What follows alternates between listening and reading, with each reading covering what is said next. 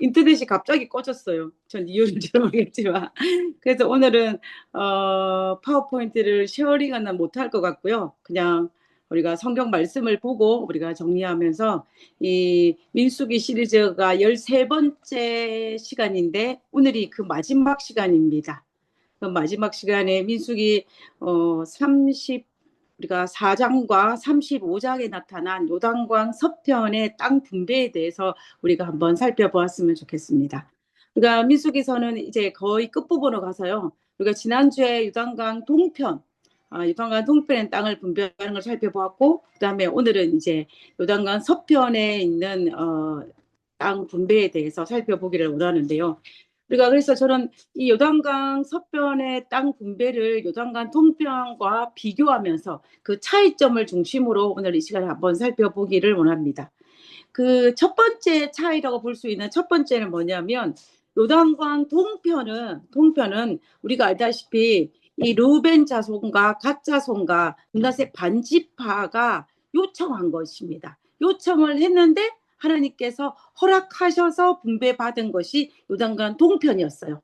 그런데 반면에 요단강 서편은 상황이 다릅니다. 요단강 서편은 어떤 거였냐면은 하나님께서 직접 명령하셨어요. 명령하신 것입니다. 그래서 동편과 서편은 다르다고 볼 수가 있어요.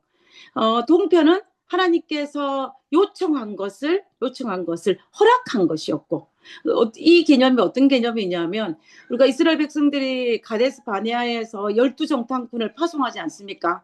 그때에도 이스라엘 백성들이 먼저 정탐꾼을 보내자라고 요청을 했어요. 그 요청에 의해서 하나님께서 허락하신 것입니다. 그래서 하나님이 먼저가 아니고 이스라엘 백성들이 먼저 요청하였고 그 다음에 허락한 것이 가데스 바네아에서 보낸 12정탐꾼인 것과 마찬가지로 요단강 동편의 땅 분배도 그들이 요청을 하였고 하나님께서 이제 허락하신 반면에 요단강 서편은 하나님께서 직접 말씀하시는 것을 볼 수가 있습니다. 우리 성경 말씀을 한번 살펴보도록 하겠습니다. 우리 다 같이 민수기 34장을 살펴보겠습니다.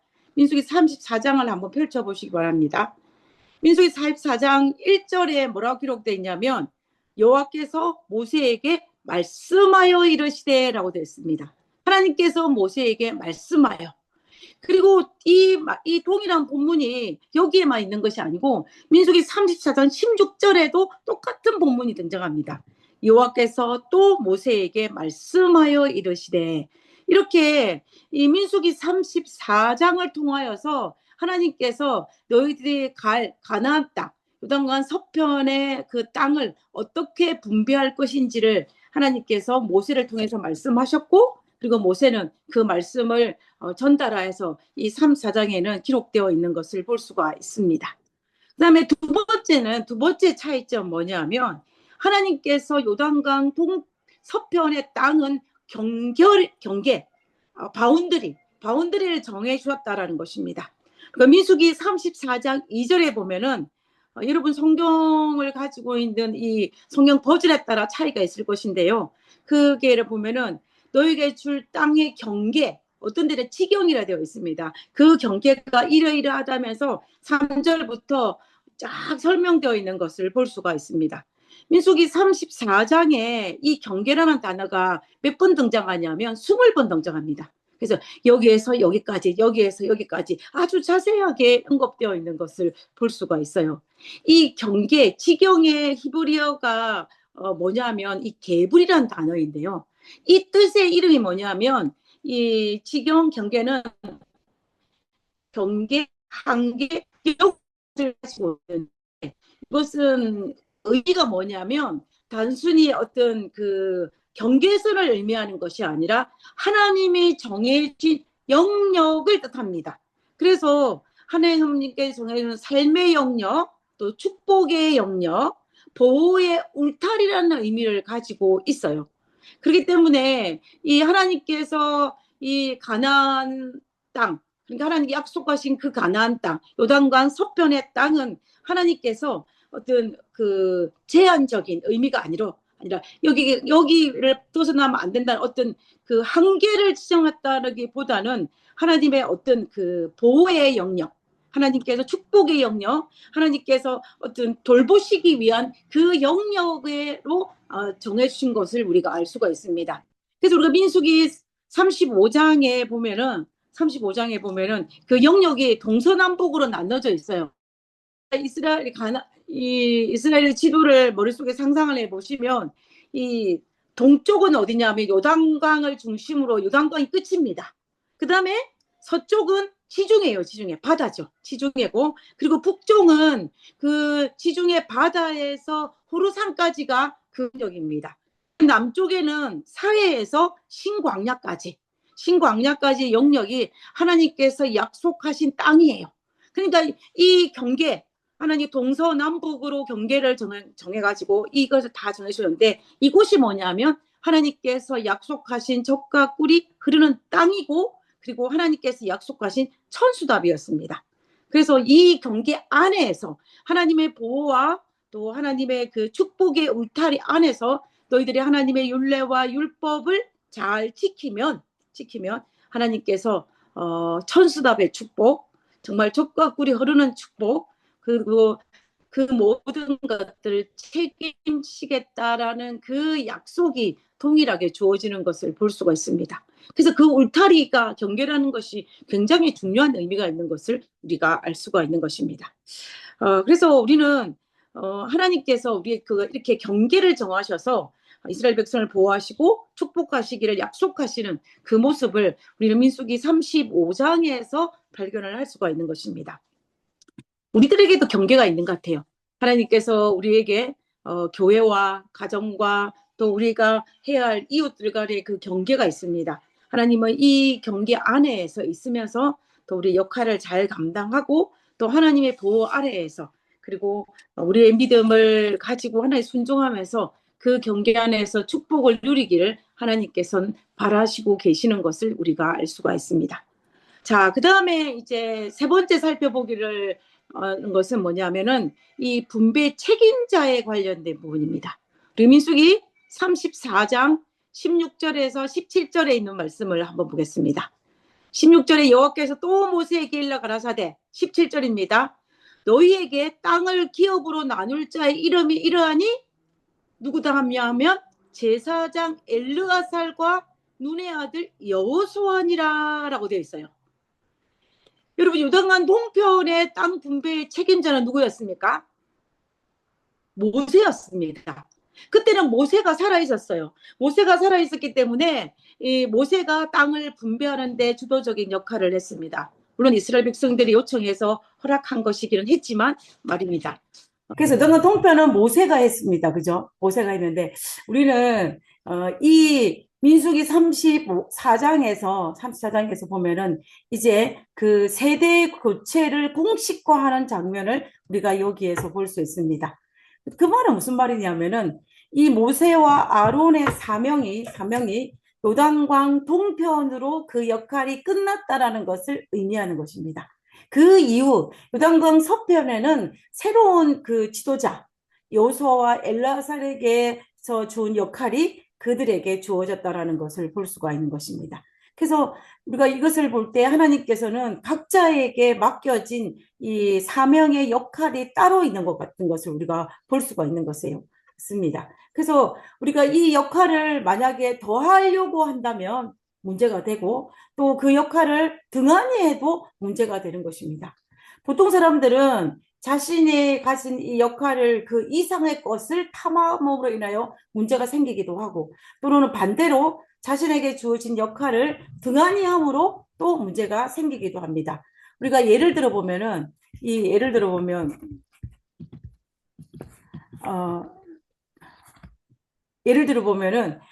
우리가 루스벨은 천사장으로서 하나님의 자리를 탐한 것이 문제였습니다.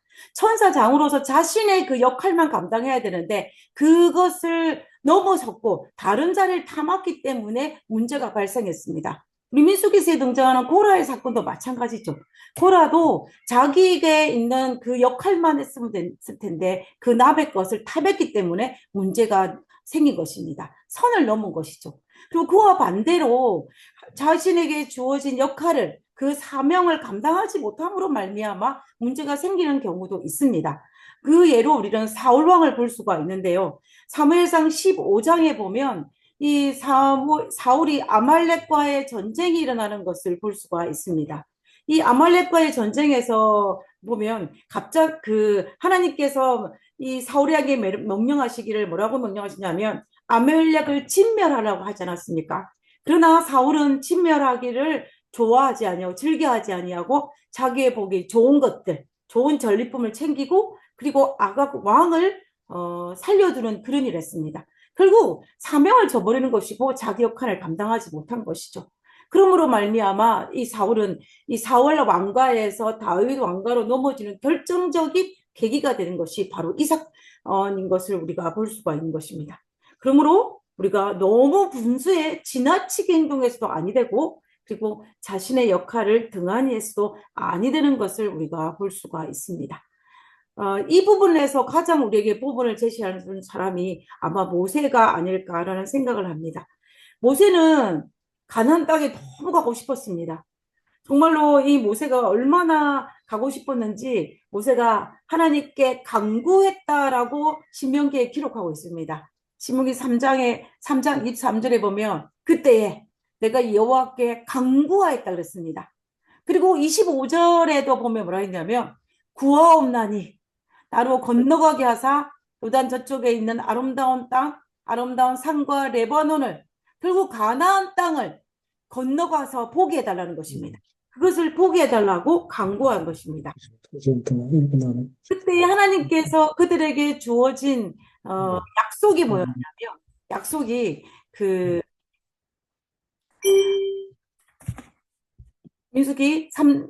신명기 3장 26절입니다. 하나님께서 그 요청에 이렇게 대답하셨습니다. 여호와께서 너희 때문에 내게 진노하사 내 말을 듣지 아니하시고 내게 이르시기를 그만해도 족하니 이 일로 다시 내게 말하지 말라.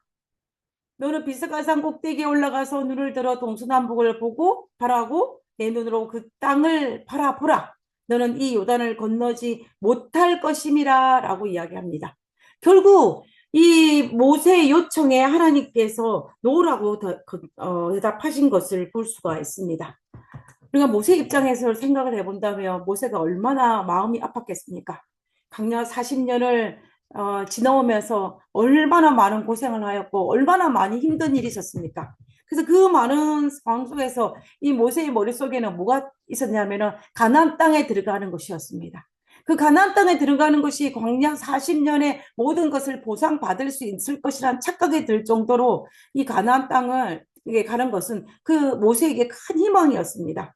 그러나 모세는 그럼에도 불구하고 정말 자기가 너무 가고 싶었지만 그럼에도 불구하고 어떻게 합니까? 하나님께 놓으라고 했을 때에 그것을 받아들이는 우리 모세의 모습을 볼 수가 있습니다. 모세는 이 신명기 3장 이 이후에 다시는 하나님께 요단강을 건너게 달라고 요청한 것도 없고 그것을 받아들이는 이 모세의 모습을 볼 수가 있는 것입니다. 그래서 모세가 만약에 하나님에 대한 절대적인 믿음이 없었다면은 하나님께서 요단강을 건너지 못한다라고 말했을 때 아마도 모세는 정말로 그의 마음속에 불평이 생겼을 것이고 불만이 생겼을 것이고 또 그로 말미암아 하나님을 향하여 안 좋은 감정을 가질 수 있을 것입니다. 그러나 모세는 그렇게 하지 아니하고 그것을 겸손히 받아들이는 우리가 모습을 볼 수 있습니다. 그리고 어떻게 하냐면 신명기 31장에 보면은 모세가 여호수아를 불러 7절에 온 이스라엘의 목전에서 그에게 누구에게 여호수아에게 이르되 너는 강하고 담대하라. 너는 이 백성을 거느리고 나는 거느리고 못 가지만 너는 거느리고 여호와께서 그들의 조상에게 주를 맹세하신 땅 가나안 땅에 들어가서 그들에게 그 땅을 차지하게 하라라고 이야기합니다. 지금 이 장면은 어떤 장면이냐면 모세가 공개적으로 공식적으로 이스라엘 온 회중 앞에서 지도자의 권위를 누구에게 넘겨주는 장면이냐면은 여호수아에게 넘겨주는 장면입니다. 위임하는 장면이에요. 그것을 누가 하냐면 모세가 합니다. 모세가 하는 것을 볼 수 있습니다. 그리고 마침내 그가 비스가산에 올라갔을 때에 옷을 갈았을 때 죽기 직전에 모세가 여호수아를 안수하는 장면이 등장하는 것을 볼 수가 있습니다. 그래서 모세의 위대함이라는 것은 하나님께서 허락하신 그 경계에 순종하여 기꺼이 자신의 권위를 여호수아에게 넘겨주는 그런 모세의 모습인 것을 우리가 볼 수 있습니다. 그래서 모세는 자신에게 맡겨진 일을 마지막까지 최선을 다하였고, 또한 물러갈 때를 알고 또 기꺼이 여호수아에게 넘겨줌으로 자신의 경계에 충성한 대표적인 인물이 바로 모세가 아닐까라는 생각을 하게 되는 것입니다. 자, 그 다음에 이제 네 번째입니다. 이 노동간 서편의 땅 분배의 특징이 네 번째는 뭐냐면 이 분배 방식이 제비뽑기입니다. 제비뽑기. 민수기 34장에 하나님께서 말씀하시기를 어떻게 하냐면 모세가 이스라엘 자손에게 명령하여 이르되 이는 너희가 제비를 뽑아서 땅을 받아라 라고 명령하였습니다. 그리고 그래서 결과적으로 우리가 이것을 보면요. 요단강 동편의 땅은 사람이 선택한 땅이기 때문에 모세가 나누어 주었습니다. 그런데 요단강 서편은 하나님께서 나누어 주신 땅이기 때문에 제비를 뽑아서 이 빨간 테두리 속에 있는 하나님의 그 경계 안에 있는 이 가나안 땅을 나누어 주라라고 하나님께서 말씀하신 것을 우리가 볼 수가 있다는 것입니다. 그래서 이 민수기 34장의 그 명령을 따라서 이제 제비를 뽑는데 이 제비 뽑는 장면을 보면은 이스라엘 여호수아가 가나안 땅에 들어가서 이제 가나안 땅에 살고 있는 이방 민족들을 다 몰아냅니다. 몰아내는데 걸리는 시간은 7년 정도 걸려요. 7년이 지나고 난 다음에 이제 이스라엘의 그 요단강 서편 9지파 반에게 이제 제비를 뽑아서 땅을 분배하는데 어디서 땅을 분배를 하냐면 그 당시 성막이 있었던 이 실로에서 제비를 뽑아서 나누어 주는 것을 우리가 볼 수가 있는 것입니다. 그 장면이 여호수아 14장입니다. 여호수아 14장 2절에 보면 여호와께서 모세에게 명령하신 대로입니다. 어디에서? 민수기 34장에서 명령하신 대로 그들의 기업을 제비를 뽑아가지고 9지파 반에게 나누어 주었다라고 설명하고 있는 것을 볼 수가 있습니다. 그래서 우리는 민수기 그 34장의 그 말씀을 따라서 여호수아 14장에서 19장까지 이 9지파 반에게 땅을 제비 뽑아서 어디에 어느 지파가 분배하는지를 정확하게 설명하고 있는 것을 우리는 볼 수가 있는 것입니다. 그래서 우리가 요단강 동편과 서편은 이렇게 완전히 다른 것을 볼 수가 있는 것입니다. 동편은 이 땅이 목축이 하기 적합하니 이 땅을 주소서라는 의미 개념으로 분배를 하였고, 그다음에 요단강 서편은 하나님께서 이 땅을 내가 너희에게 주노라 라고 말하면서 제비를 뽑아서 나누어 주는 것을 볼 수가 있는 것입니다. 이것이 요단강 동편의 땅 분배의 특징적인 모습인 것을 볼 수가 있습니다. 그러면 이제 민수기 35장에 가면은 이제 이 땅을 지금까지 다 분배를 했는데 분배받지 못한 지파가 한 지파 남아 있었어요. 그 지파가 어느 지파냐면 레위 지파입니다. 이 레위 지파의 땅 분배를 어떻게 하는지가 이 민수기 35장에 잘 설명하고 있는 것을 볼 수가 있습니다.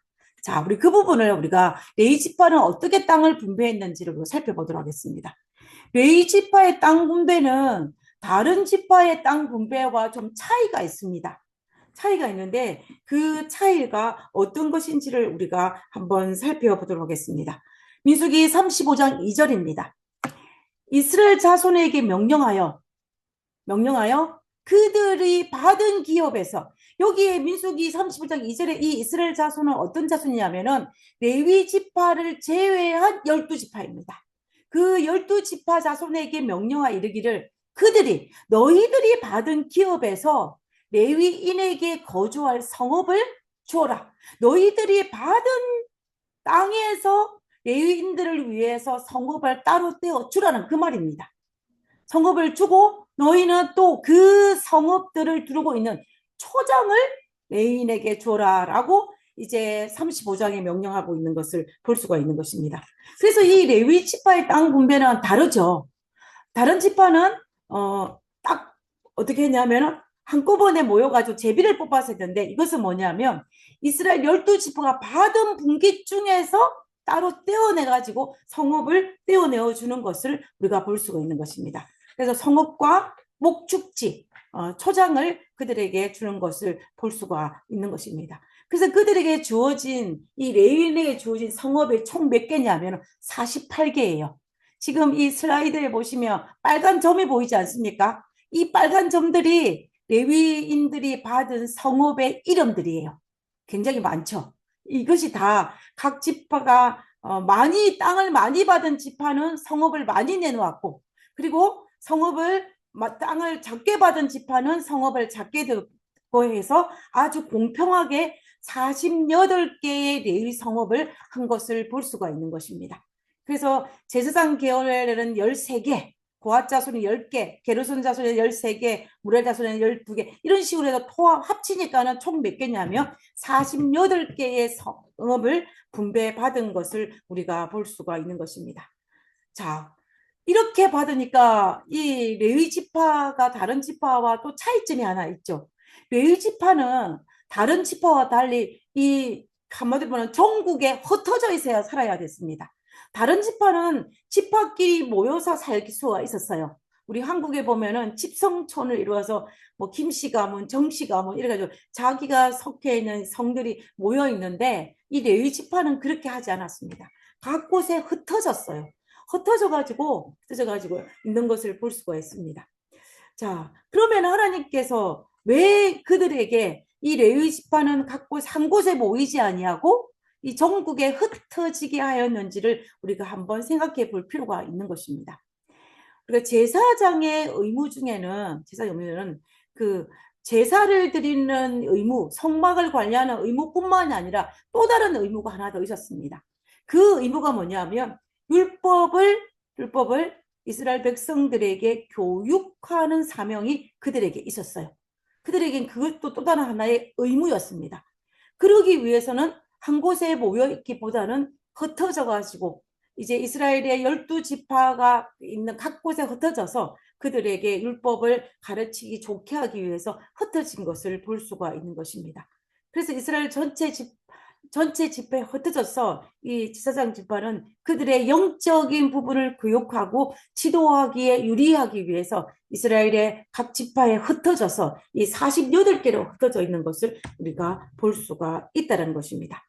그리고 또 이 48개의 성읍이 나왔으면 이 성읍을 또 이 레위 지파가 또 나눌 때 그때 그들은 또 어떻게 나눴냐면요.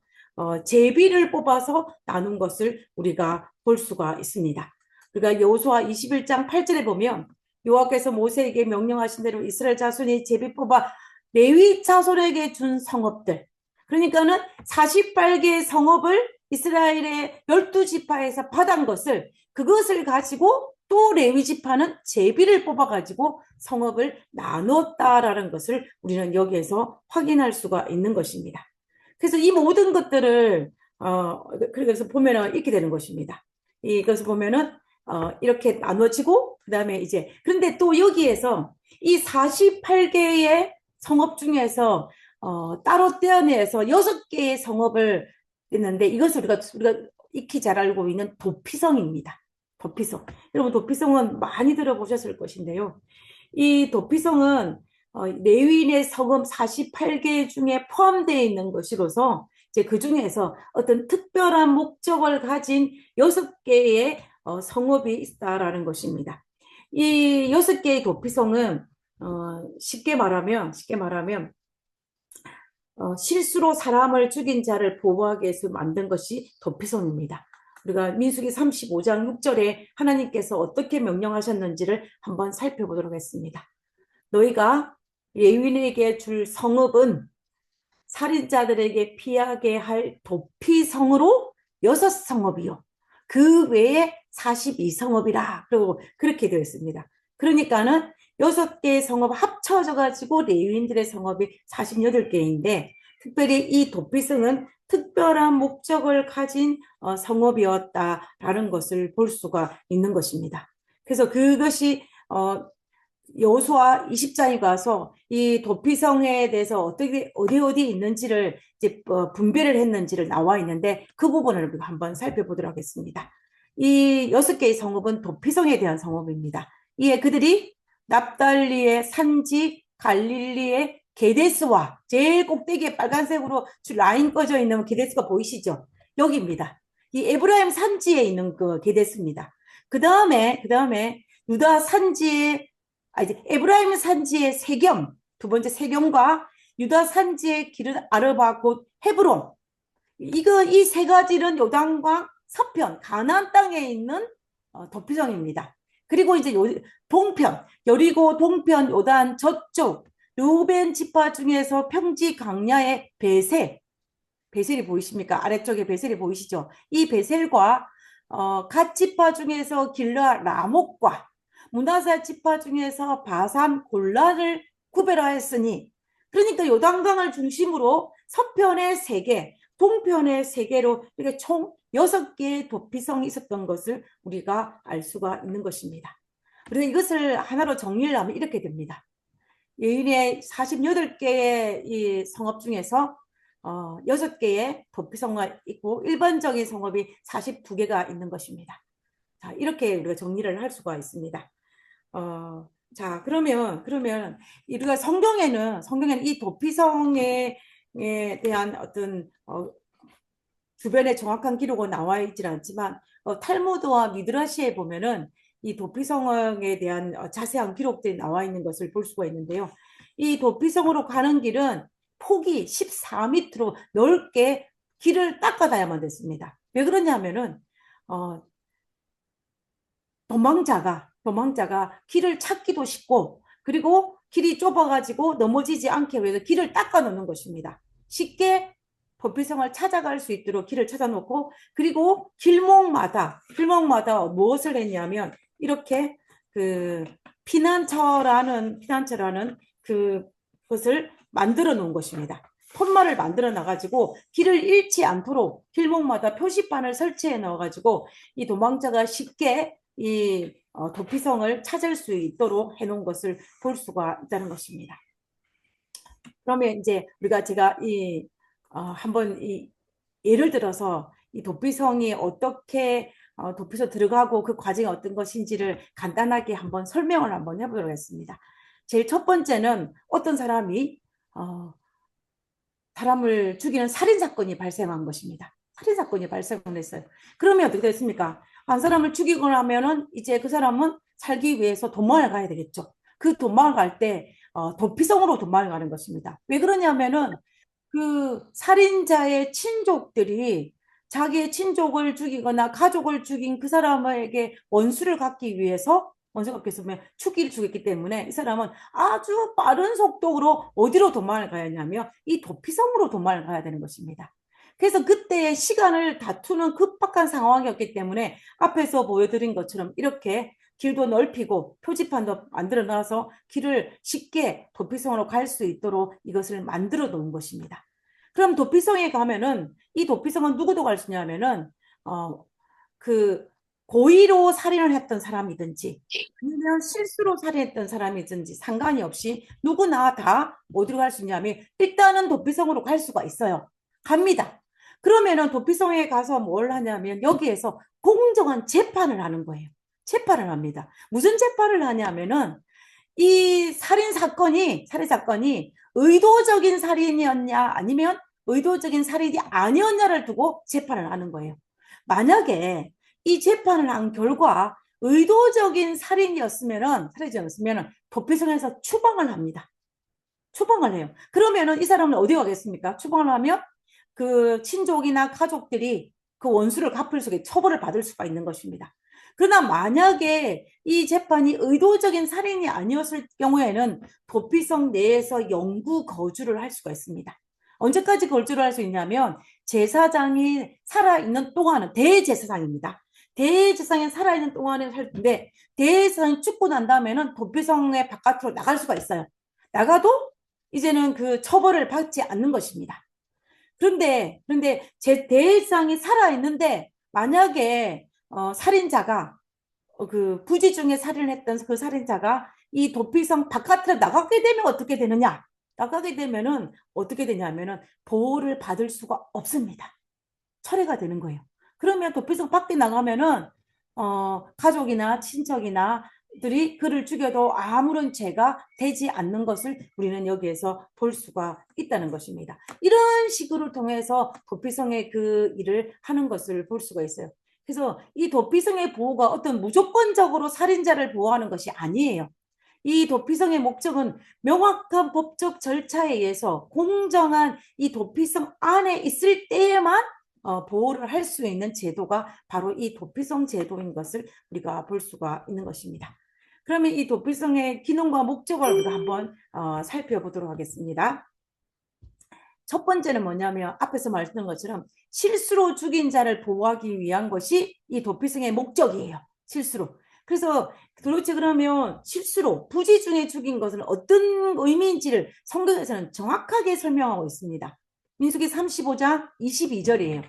35장 22절에 보면 악의가 없어야 됩니다. 악의가 없이 우연히 사람을 밀쳤는데 죽었거나 아니면 기회를 엿봄 없이 무엇을 던졌는데 그것이 던진 것에 맞아서 죽었거나 이런 경우가 부지 중에 살인한 경우입니다. 실수로 살인한 경우예요. 이 경우를 의미하는 것입니다. 이런 경우에는 만약에 도피성에 들어가지 아니하면 어떻게 되냐면은 재판을 받지 않고도 그 친족이나 가족에 의해서 보복을 당할 수가 있는 것입니다. 그러기 위해서 도피성에 들어가서 법적 절차에서 보호를 받기 위해서 이제 하는 것을 볼 수가 있는 거예요. 이 고대 사회에는 어떤 구조가 있었냐면 어떤 사람이 살해를 저질렀을 때에 이것을 살해를 했을 때에 보복할 수 있는 제도가 있었습니다. 그 제도가 어떠냐면은 이걸 피해 보복자라고 하는데요. 무질서하게 피를 할 수 있는 것이 아니라 하나님 딱 정해놨어요. 우리가 그 부분 한번 보겠습니다. 민수기 35장 19절입니다. 피를 보복하는 자는 35장 19절에 피를 보복하는 자는 그 살인한 자를 자신이 죽일 것이니 그를 만나면 죽일 것이요. 살인한 자를 만나면 죽일 수 있는 것입니다. 누가? 피를 보복하는 자가. 그럼 이 피를 보복하는 자가 무엇이냐면은 이 피를 보복하는 자는 살해를 당한 사람의 친족이나 가족 중에서 가장 가까운 친족으로서 한 명에게 주어지는 권한입니다. 이거는 정당한 법적 권한을 가진 자로서 보복을 할 수 있는 거예요. 아무나 감정에 의해서 아무나 살인자를 죽였다고 사람이라고 해서 죽일 수 있는 건 아니에요. 그래서 한 사람을 그 친족들 중에서 한 사람을 뽑아가지고 그 피해 보복을 할 수 있도록 뽑은 것입니다. 그리고 일종의 고엘 제도라고 보면은 쉬울 것 같습니다. 우리 고엘의 역할은 여러 가지가 있는 걸 우리가 여러분 잘 아실 것입니다. 첫 번째는 기업 물을 거죠. 땅을 되돌려 주는 것입니다. 우리가 이 루키스에 보면 보아스가 그 역할을 했죠. 그다음에 친족을 속량시키는 거예요. 노예로 팔려갔을 때 그 노예를 해방시켜 주는 것입니다. 그다음에 가문의 이름을 유지하는 거. 아들이 없이 죽었을 때 그 형을 가까운 형이나 형제나 가까운 친족을 통하여서 자녀를 낳아서 그 이름을 지속시키는 그 제도가 고엘 제도지 않습니까? 그리고 이 고엘 제도의 네 번째가 뭐였냐면 피해 보복자 역할인 것입니다. 이것이 오늘 이 도피성의 민수기 35장 19절에 등장하는 이것은 고엘 제도의 네 번째에 해당하는 것입니다. 그래서 결과적으로 내 친족이 죽었을 경우에 살해를 당했을 경우에 그 친족 중에 가장 가까운 자가 한 명을 정해서 그 피해 보복을 할 수 있는 그 고해를 선택하여서 하게 하는 것입니다. 근데 이제 이렇게 함으로 말미암아 정당한 권리를 가지고 이제 죄를 지은 자에게 그 보복을 할 수 있게 만든 것이 고대 사회의 제도였던 것입니다. 그런데 문제는 뭐냐면 진짜로 아기를 가지고 살인을 했으면 그렇게도 괜찮은데 만약에 앞에서 말씀드린 것처럼 아기를 가지지 아니하고 고의 어떤 부지 중에 살해를 했을 경우에 그 사람들을 보호하기 위한 제도가 보충하기 위해 제도가 바로 뭐였냐면 이 도피성 제도였다는 것입니다. 그런데 그래서 재판 없이 피해 보수자들에 의해 중임을 당하지 않고 도피성에 들어가서 어떤 공정한 재판을 통하여서 할 수 있게 만든 것이 바로 이것이라는 것을 볼 수가 있는 것입니다. 그래서 실수로 죽인 자를 보호하기 위해서 도피성에 있는 것입니다. 그 다음에 도피성의 두 번째는 이 도성에 들어갈 수 있는 자격은 이스라엘 백성만 있는 것이 아니에요. 타국인도 있습니다. 타국인도 있고 이스라엘 중에 거류하는 모든 자는 다 도피성에 가서 이 부지 중에 살인한 모든 자가 죽음을 면할 수 있는 그 보호를 받을 수 있는 것입니다. 그 다음에 이 세 번째는 이 도피성은 공의와 자비가 만나는 장소입니다. 공의와 자비가 만나는 장소인데 이 말이 무슨 말이냐면 재판 이후에 앞에서 말씀한 재판을 해서 고의가 드러나면 어떻게 했습니까? 고의가 드러나면은 이제 도피성을 추방시켜서 재판을 받게 합니다. 그래서 공의가 실현되게 해요. 도피성이. 그러나 실수로 의도를 가지고 한 것이 아니라 부지중에 살해했을 때는 재판을 통하여서 그것이 밝혀지면은 이제 도피성에서 안에 거주하는 그 영역 안에서 그 경계 안에서는 죽임을 당하지 않도록 하나님께서 자비를 베푸는 것을 우리가 볼 수가 있는 것입니다. 그래서 우리가 이 도피성은 그런 의미가 있는 것을 볼 수가 있어요. 우리가 이 도피성의 제도나 이런 제도를 살펴보면은 우리가 세상의 것과 이 하나님의 법에는 차이가 있는 것을 볼 수가 있습니다. 세상의 법은 어때요? 어디에 중심을 두냐 하면 결과에 중심을 둡니다. 결과. 그러니까 그 결과에 따라서 피해 보복을 해요. 그러나 하나님의 법에는 이 결과보다는 어디에 중심을 두냐 하면 동기에 중심을 둡니다. 이 사람이 죽었던 것, 살인을 당한 것에 중요한 게 아니라 어떤 의도를 가지고 이 사람을 살해를 했느냐에 주는 것입니다.